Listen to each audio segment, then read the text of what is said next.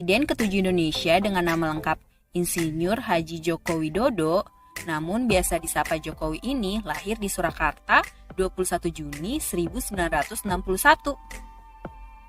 Suami dari Ibu Iriana Joko Widodo ini merupakan anak pertama dari 4 bersaudara. Namun sempat memiliki adik laki-laki yang meninggal saat akan dilahirkan. Laki-laki yang sempat bersekolah di Universitas Gadjah Mada dengan jurusan kehutanan ini memulai karir dengan menjadi wali kota Solo pada periode 2005 hingga 2012. Sewaktu kecil, Bapak Jokowi hidup di bantaran sungai di daerah Solo, Jawa Tengah. Menjalani masa kecil yang cukup sulit hingga harus beberapa kali menjadi korban penggusuran. Hal inilah yang membuat Bapak Jokowi menjadi mengerti apa yang dirasakan masyarakat menengah ke bawah. Meskipun hidup dalam kehidupan yang sederhana, namun Bapak Jokowi memiliki otak yang encer. Hal ini dibuktikan dengan dirinya yang mampu masuk dalam jurusan kehutanan di Universitas Gadjah Mada.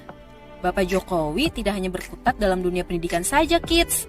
Pak Jokowi juga aktif dalam berbagai kegiatan kampus, seperti kegiatan pecinta alam.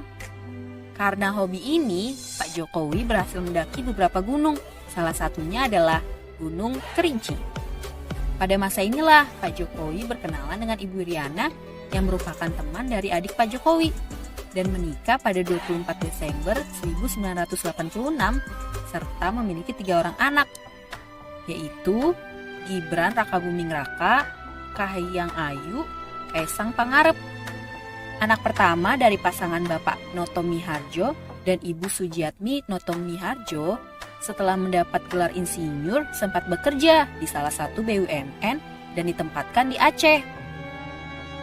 Berdasarkan pengalaman yang diberikan oleh sang paman, Pak Jokowi memulai bisnisnya sendiri dalam dunia mebel dengan mengenalkan usahanya ke berbagai belahan dunia. Karena pengalamannya melihat tata kota di setiap negara, membuatnya tertarik untuk terjun dalam dunia politik untuk menata kota. Hal ini dibuktikan dengan keberhasilannya dalam menjadi wali kota Solo 2 periode.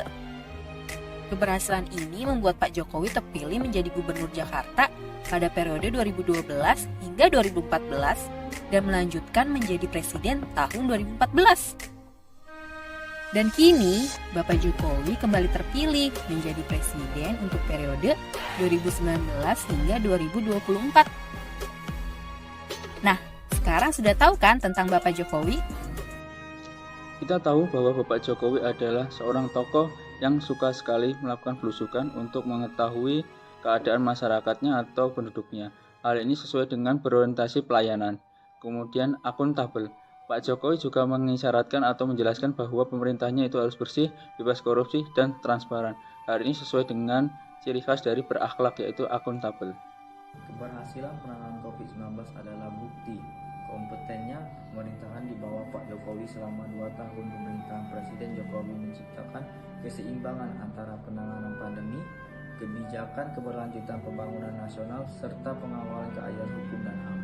Penanganan kesehatan pada masa pandemi dimulai dengan strategi pembentukan pelayanan kesehatan antara lain membangun rumah sakit, rujukan COVID-19, upaya 3T, tes, tracking, dan treatment, penyediaan obat dan perlengkapan medis, serta edukasi protokol kesehatan.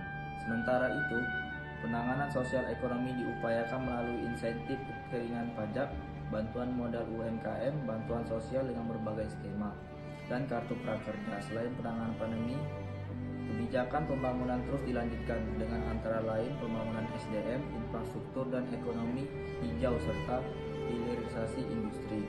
Pak Jokowi juga sangat harmonis dan dekat dengan keempat cucunya, yaitu Jan Ednes, Lembah Manah, Panembangan Al-Nahya Nasution, dan Sedah Mira.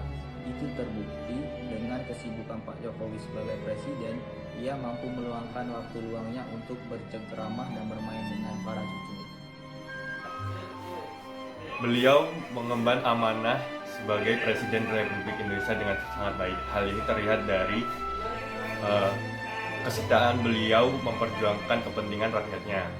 Kemudian adaptif, beliau merupakan salah satu pemimpin yang adaptif di dunia digital.